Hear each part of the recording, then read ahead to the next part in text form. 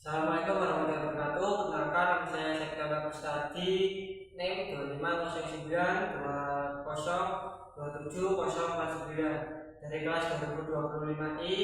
Di sini saya presentasikan terkait tugas psikologi, yaitu menganalisis sebuah cabang olahraga, di mana saya menganalisis sebuah peluang lari di cabang olahraga atletik. Jadi peluang lari ini merupakan membuat seseorang yang melakukan aktivitas ketika dia berlari secara efektif dan optimal, ditunjukkan melalui kecepatan, daya tahan, kekuatan, koordinasi, gerak, serta energi teknik ketika dia berlari. Peluang lari dipengaruhi oleh kondisi fisik, teknik gerakan, tingkat kebugaran, dan kemampuan tubuh dalam mengatur energi selama ia berlari. Jadi menentukan kualitas dan hasil lari yang ia capai. Terus di sini saya menganalisis atlet dari klub saya, yaitu di Indonesia Track, di mana kemarin dia habis lolos di Bajabeng Borobudur, di mana dia katanya habis PB, di mana PB dia itu di TNK 38 berapa lah. Terus mengikuti kejuaraan lain seperti di Jatimopen, Jatimopen, di Kejuaraan Solo dan lain-lainnya.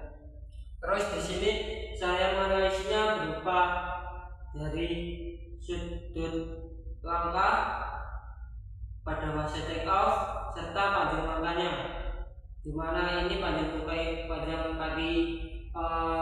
kaki sampai lutut ini di angka 51 cm dan lutut ke pinggul itu ada 51,2 cm.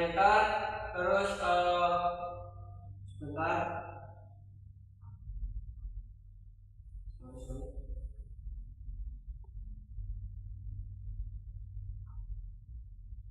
Nah, pinggul ke ujung kepala ini di angka 81,3 cm. Nah, terus ketika tumpuannya mendarat itu di sudutnya di angka 141. Nah, ini merupakan landing yang kurang sempurna, karena landing yang sempurna itu merupakan ketika berlari itu kakinya sedikit lurus, jadi di angka 160 sampai 170, kurang lebih segitu.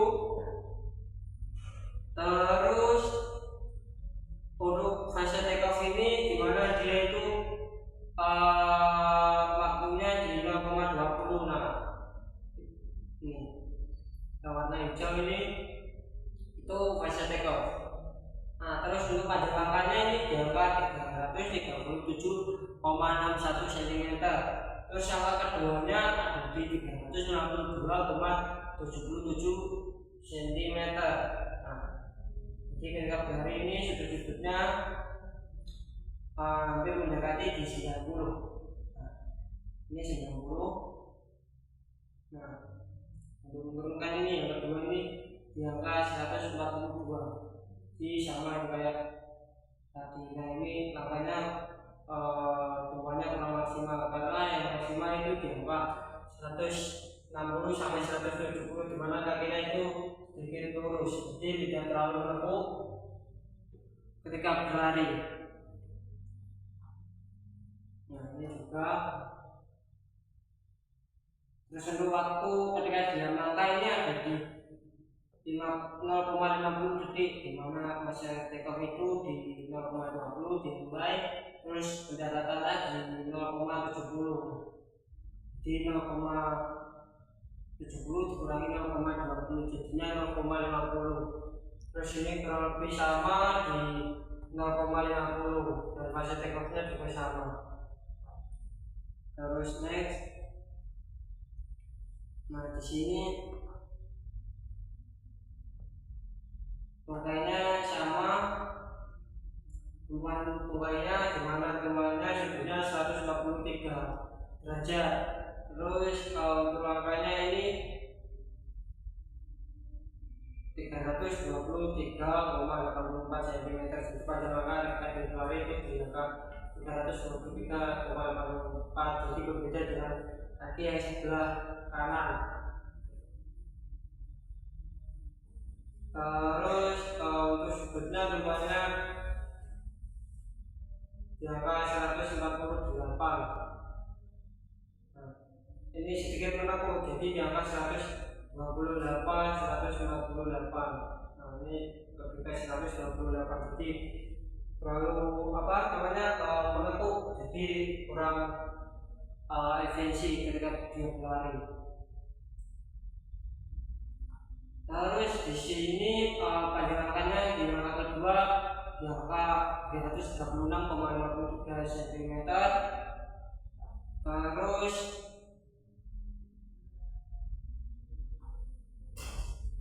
ini posisi badannya, jadi badannya itu sedikit condong ke depan.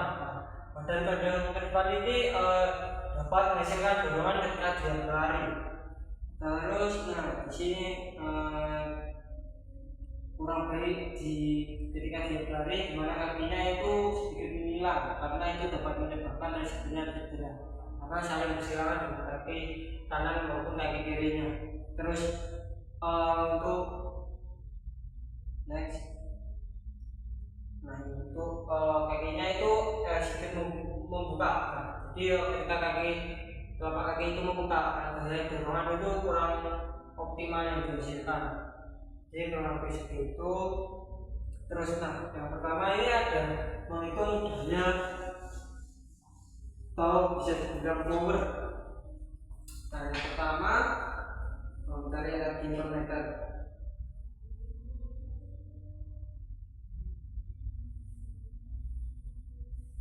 Nah, dimana energi per meter dalam berlari itu satu kalorinya itu per meternya itu 1000 meter, dimana ini angkanya di angka 486. Ini kalori yang dihasilkan ketika dia melakukan 1000 meter atau 1 kilometer. Nah, komentarnya energi per meter ini tadi Cina jumlahkan 4186 dikali dengan berat badan dia ini 55. Jadi berat badan ini untuk kalori per 1000 meternya. Jadi kalau mencari energi kilometernya dengan 4186 dikali berat badan dia itu 55. Lalu dijumlahkan maka hasilnya 230 Joule per meter. Terus yang kedua kecepatan. Jadi kecepatan ini bisa dicari di kilogram, definisi kilogram maupun di dervish. Dimana langkah pertama itu sama dengan 7,30 meter per sekon. Terus kedua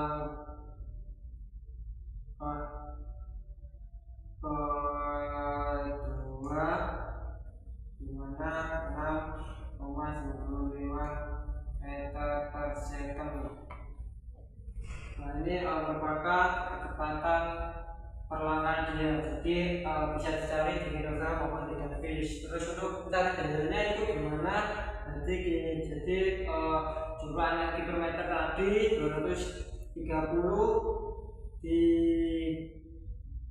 dikali dengan kecepatan rata-rata. Jadi saya menghitungnya pertama dulu di mana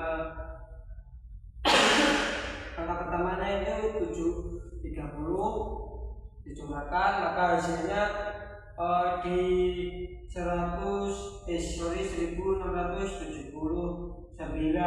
Dan angka kedua itu sama menghitungnya 230 itu hasil dari energi tadi dikali dengan kecepatan 6,95 meter per sekon, maka hasilnya 1598. Satuannya yaitu watt.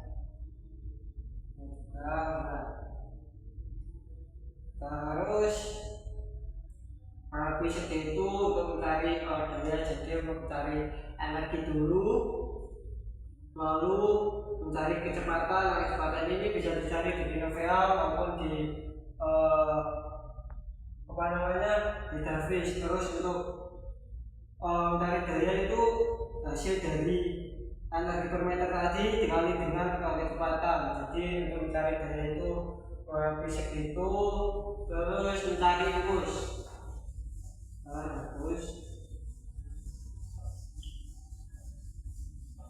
Dimana mencari rumus ini sangat mudah. Yang pertama berat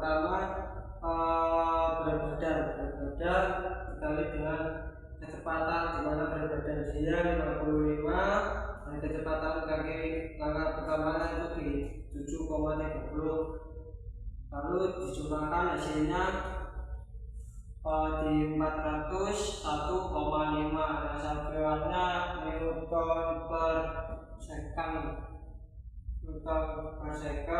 Terus untuk keduanya kurang lebih sama. Ini langkah pertama.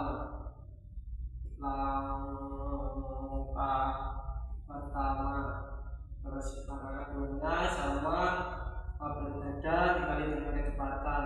Nah, ini langkah kedua. Sama dikali dengan kecepatannya 6,95, maka hasilnya di 382,25.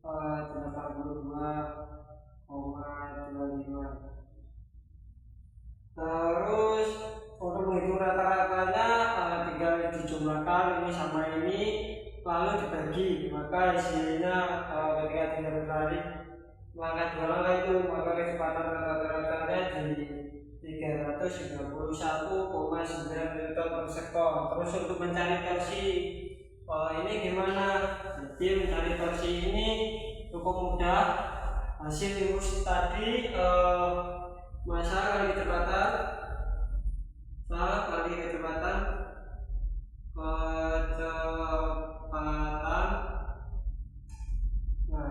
terus hasilnya berapa, lalu hasilnya tadi 55 dikali dengan 730, lalu hasilnya 401,5. Terus dibagi dengan, nah ini mencari torsi langkah pertama itu 401 dibagi dengan massa take off. Jadi fase take off ini ketika dia berlari, nah yang ini saya tunjukkan benar. Nah ini, jadi nah ketika kaki menempuh di tanah, nah itu sudah diwaktui. Nah ini waktunya di 0,20. Jadi ketika kakinya landing salah, langsung ditembak, lalu berapa waktu yang dilakukan pada fase take off tersebut. Nah di sini 0,20, maka untuk menghitung torsi ini dibagi dengan 0,20, jadi 401,5 dibagi dengan 0,20. Nah untuk hasilnya jadi 2007,65, satuannya Newton. Terus untuk langkah kedua sama di 55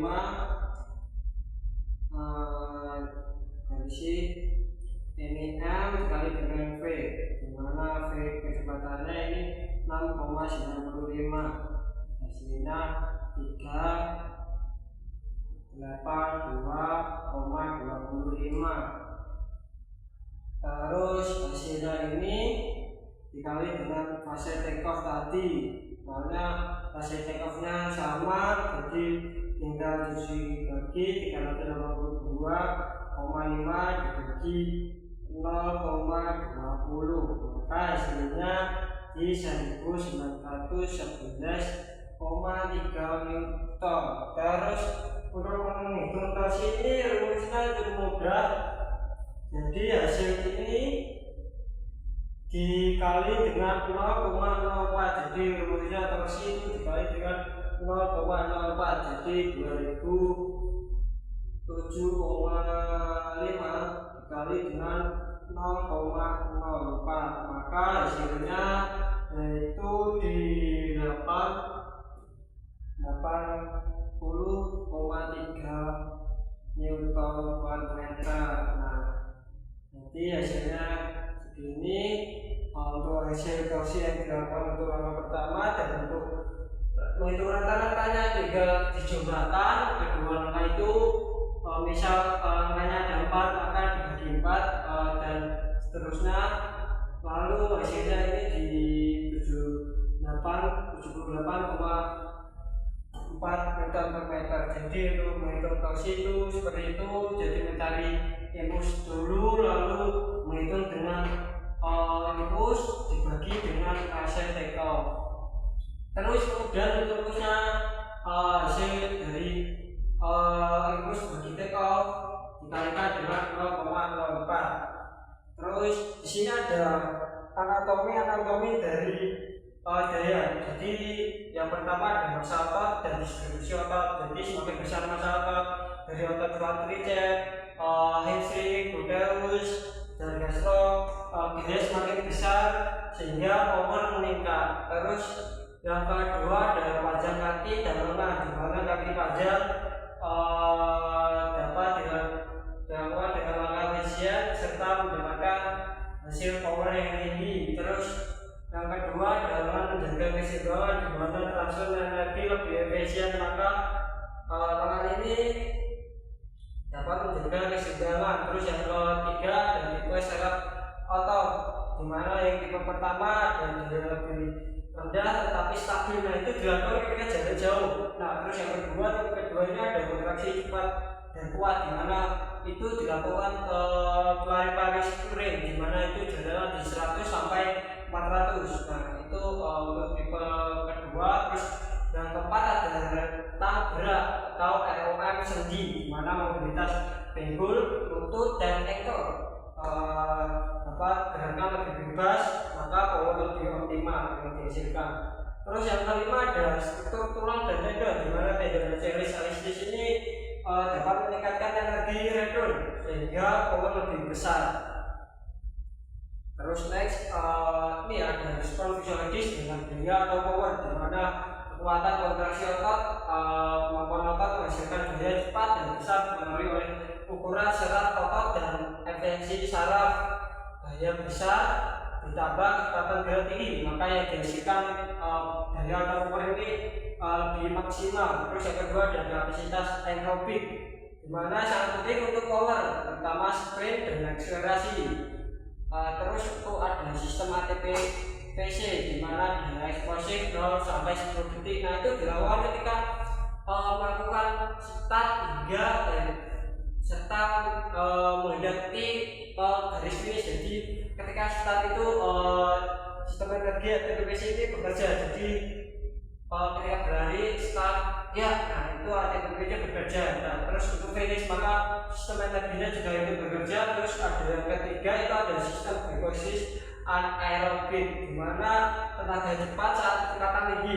Nah, maka semakin baik sistem anaerobik, maka power meningkat signifikan. Nah, sistem glukosis anaerobik ini dilakukan ketika setelah melakukan start dan sebelum melakukan finish. Nah, itu jadi di tengah-tengahnya ketika berlari di jalur tengah-tengahnya. Nah, sistem glukosis anaerobik bekerja.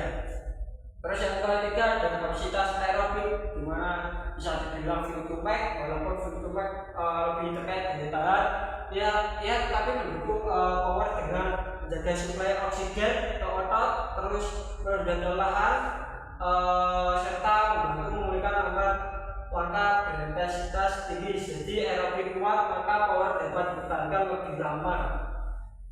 Terus di sini yang keempat ada metabolisme energi, di mana ATP resentesis, power membutuhkan energi dalam jumlah besar dan cepat.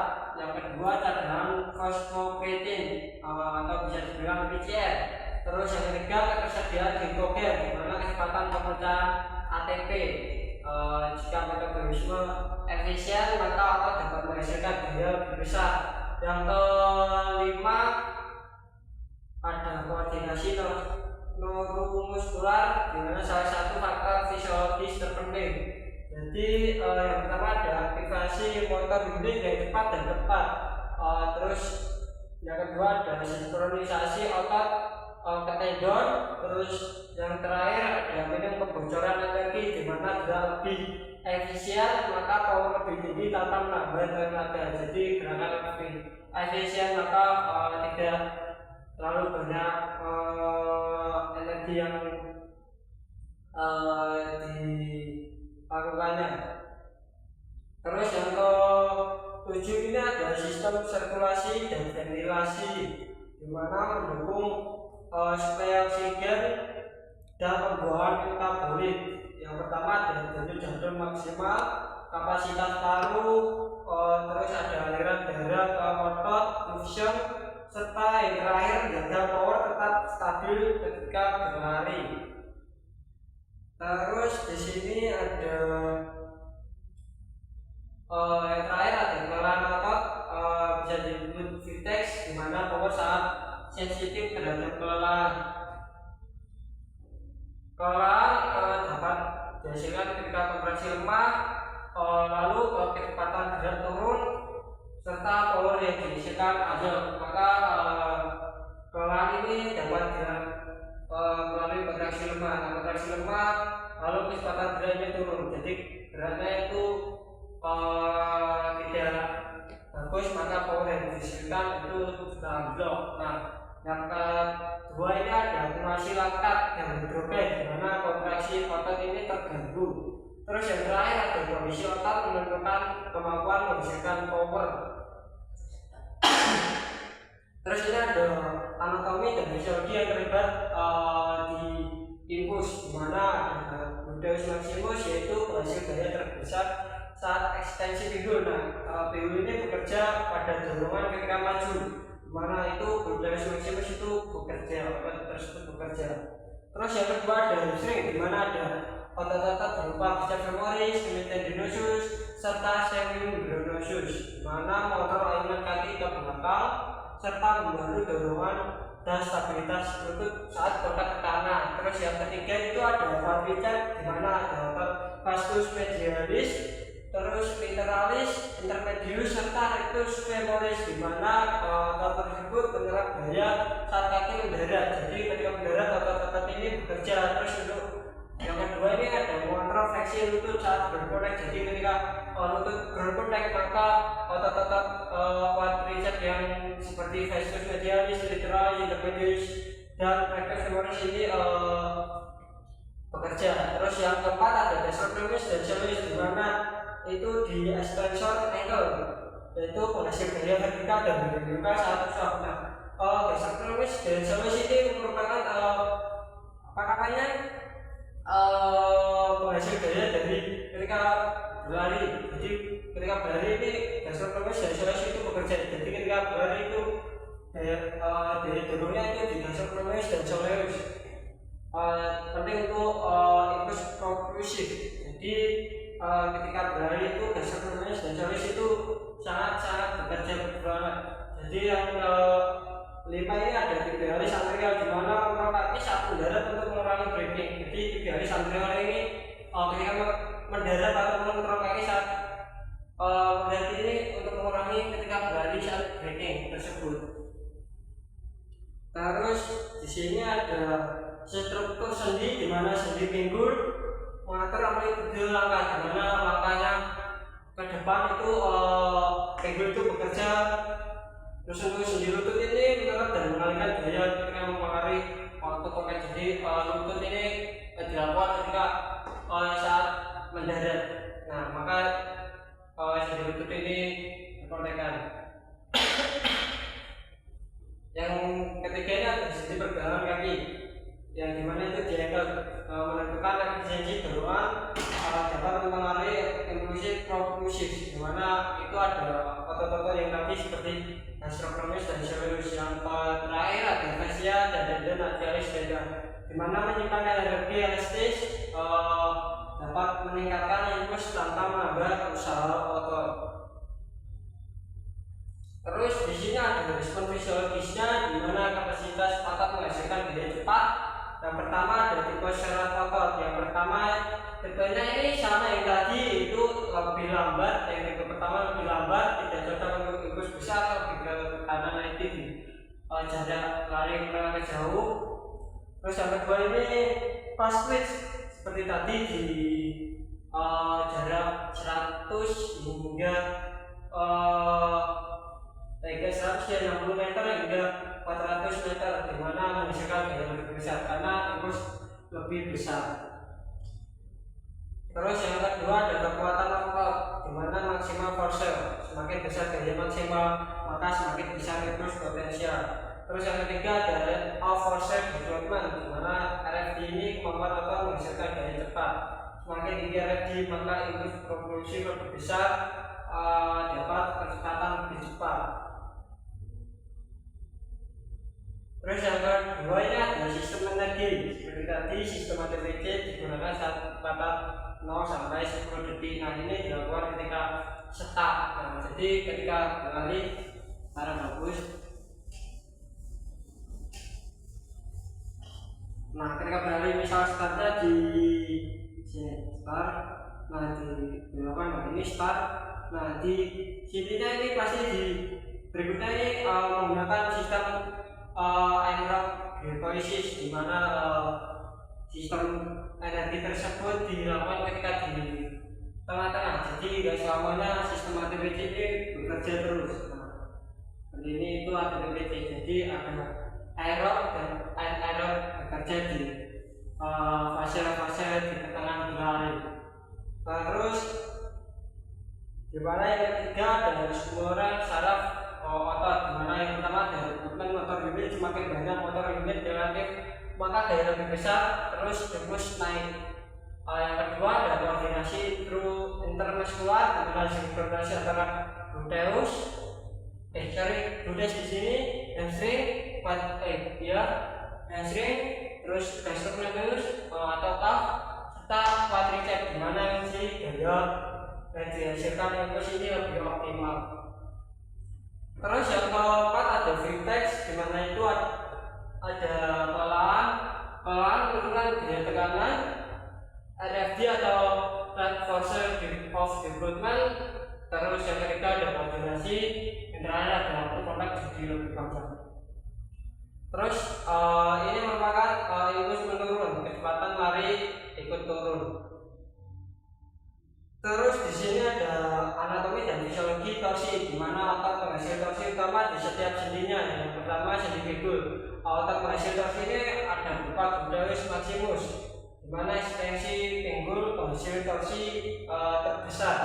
Terus yang kedua ada hamstring, di mana membantu ekstensi ketika dia berlari otot tersebut. Nah, di mana yang ketiga ada iliopsoas dan rectus femoris, di mana flexor pinggul torsi saat lain lagi ke depan, iliopsoas dan rectus femoris ketika flexor pinggul lain ke depan, otot tersebut bekerja. Terus ada gluteus medius dan minus, di mana adaptasi dan stabilitas pelvis. Terus peran-peran dari otot-otot ini yaitu menghasilkan dorongan maju, menstabilkan pinggul saat langkah, menentukan arah gerak kaki ketika berlari. Terus yang kedua ada sendi lutut, di mana otot penghasil torsinya ada quadriceps. Nah, quadriceps ini ekstensi lutut, di mana ketika braking control dan misal di mana quadriceps ini bekerja. Jadi ketika push out dan braking control, nah otot ini bekerja. Terus hamstring ini ketika flexor lutut, nah kontrol ayunan kaki fase swing. Jadi ketika kontrol ayunan kaki, jadi ketika turun, hamstring ini bekerja, jadi sedikit menahan bekerja. Terus untuk fase swing, dan hamstring ini bekerja juga karena hamstring ini untuk melakukan fase swing otot bekerja. Terus yang ketiga ada gastrocnemius, di mana membantu flexor lutut. Terus untuk peran dari otot ini menyerap daya saat kaki menyentuh tanah, terus mengontrol kecepatan fleksi dan ekstensi, serta mengontrol stabilitas sendi ketika dia berlari. Terus yang ketiga ada sistem pergerakan mekanikal, di mana otot penghasil torsi, gastrocnemius dan psoas, yaitu di perangkat fleksi, push up atau dorongan, di mana tiga garis anterior, dorsiflexor, dorsifleksi, di mana program pendaratan, di mana otot-otot ini gastrocnemius dan soleus ini melantar fleksi ketika push up atau dorongan. Jadi gastrocnemius itu bekerja. Nah, jadi otot yang sangat bekerja itu di gastrocnemius dan soleus, soalnya penghasil gaya dorongan ketika berlari.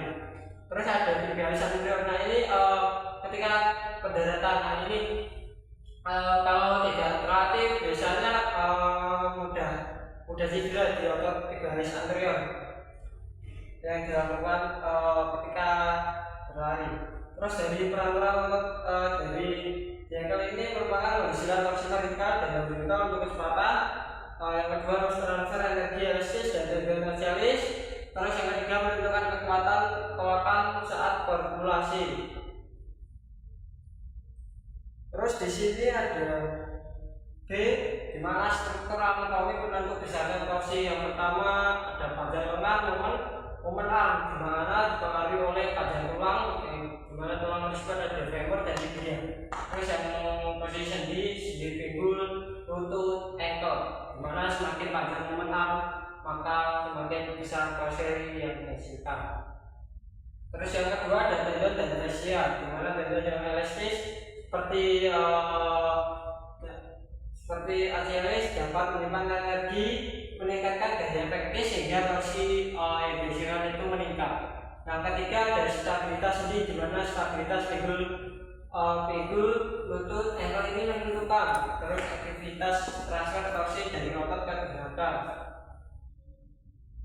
Terus yang respon fisiologinya, di mana yang pertama ada kekuatan otot, di mana muscular strength, semakin besar kekuatan otot maka semakin besar daya, semakin besar torsi yang dihasilkan. Terus yang kedua ada rate of force development, di mana kemampuan otot menghasilkan daya cepat. Jadi RFD tinggi atau rate of force development tinggi maka torsi lebih besar dalam waktu sangat singkat. Jadi kritis pada fase push up ketika berlari.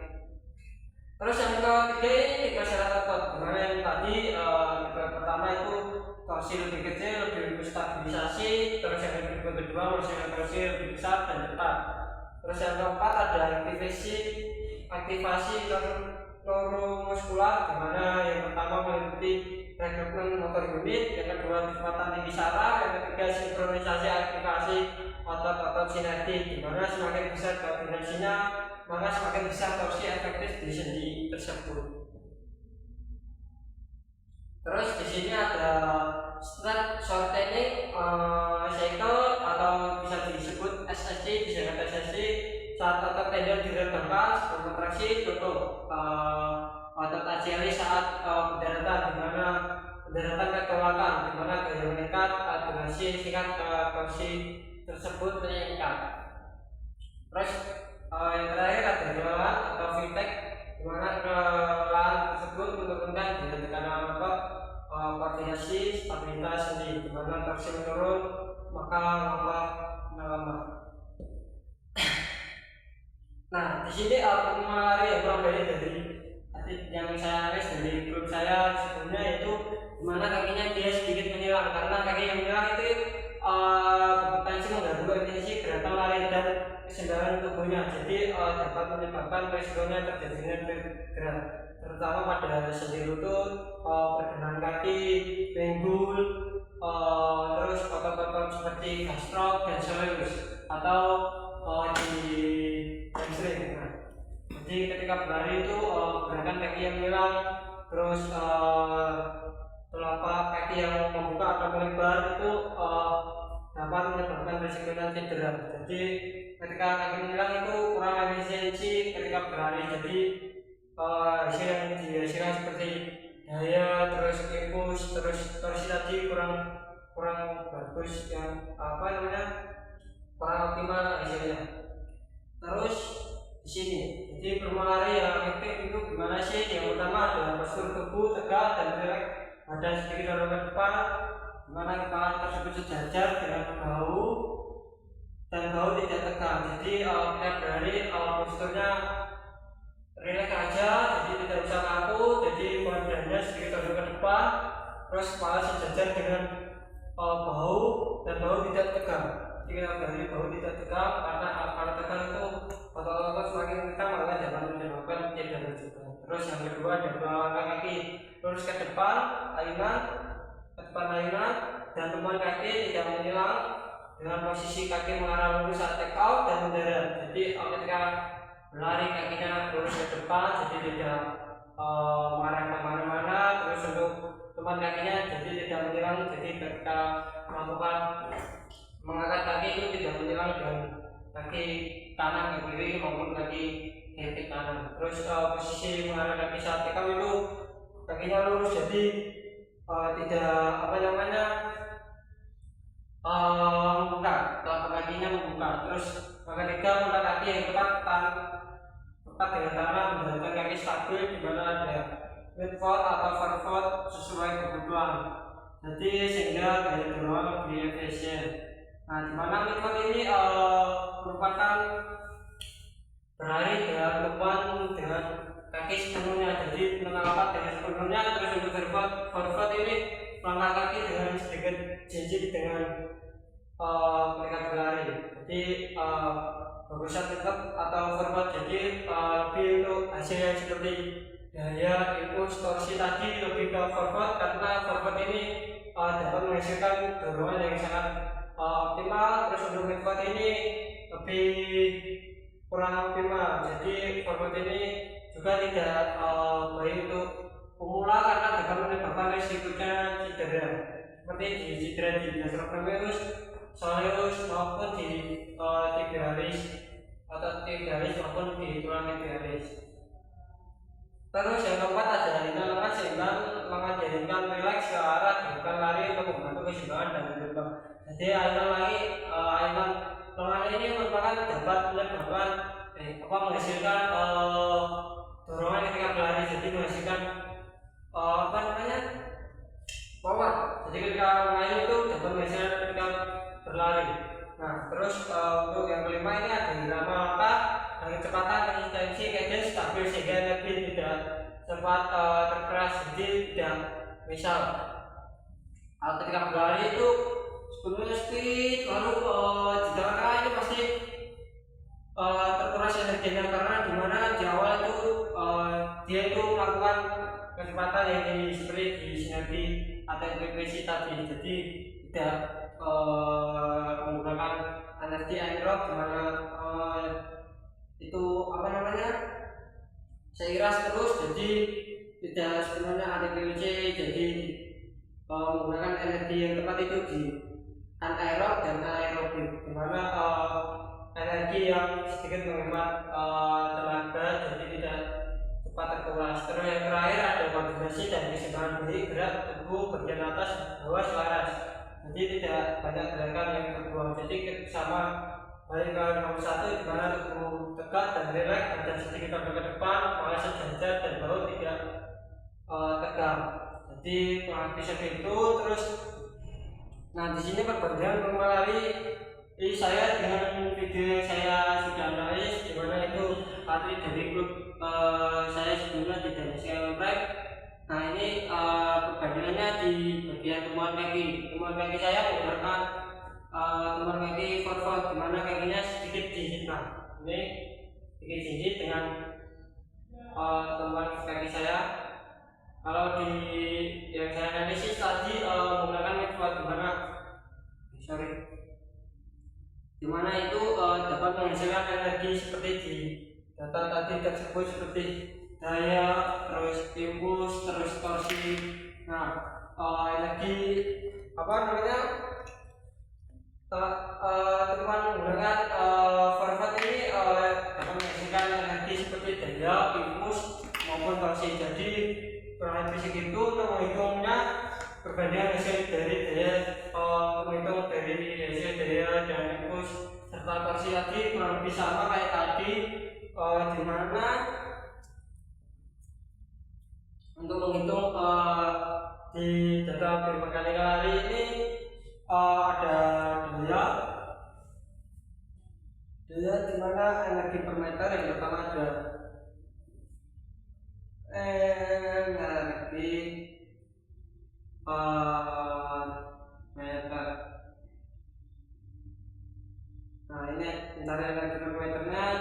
yang pertama ada energi per meter satu kalorinya per atau 1000 meternya yaitu 4186. Nah, ini merupakan energi dari satu kalori per 1000 meternya di 4186. Nah, terus untuk mencari kecepatannya yang kedua mencari kecepatan.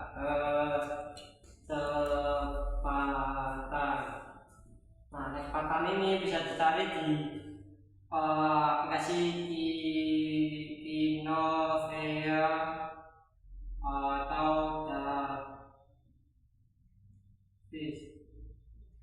Nah, jadi mencari kecepatan ini bisa dicari di aplikasi ini.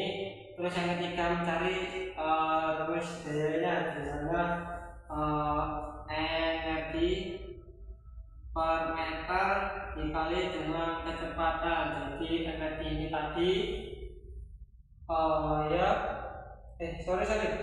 untuk mencari energi per meternya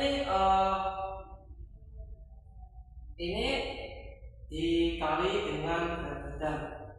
Jadi misal 1,6 kali dengan berat badannya kali dengan massa.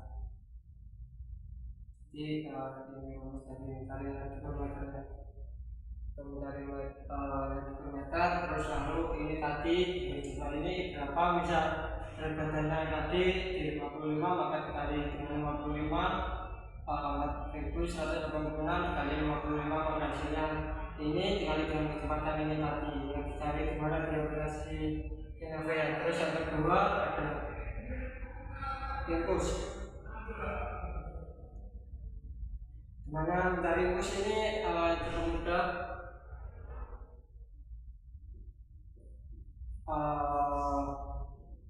Tinggal cari yang pertama massa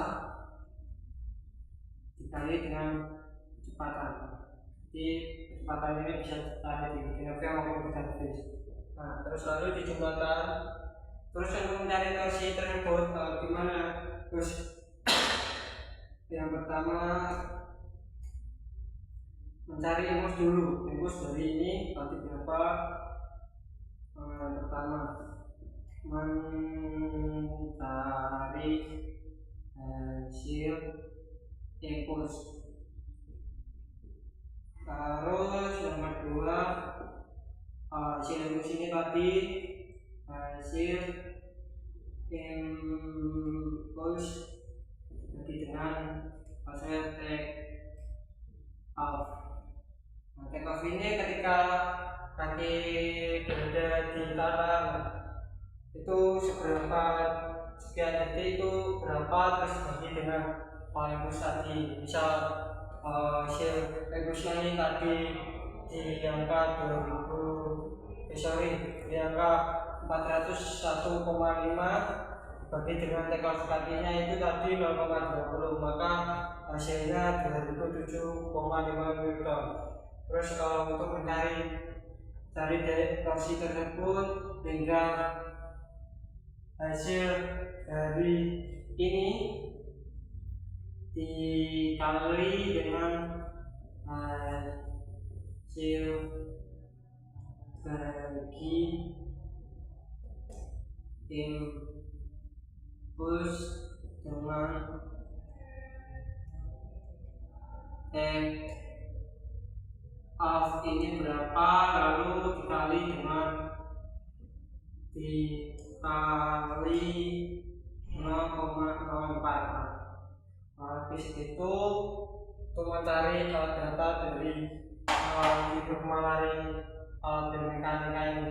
Jadi kalau habis itu sekian dari saya. Mohon maaf apabila salah kata atau dimaafkan.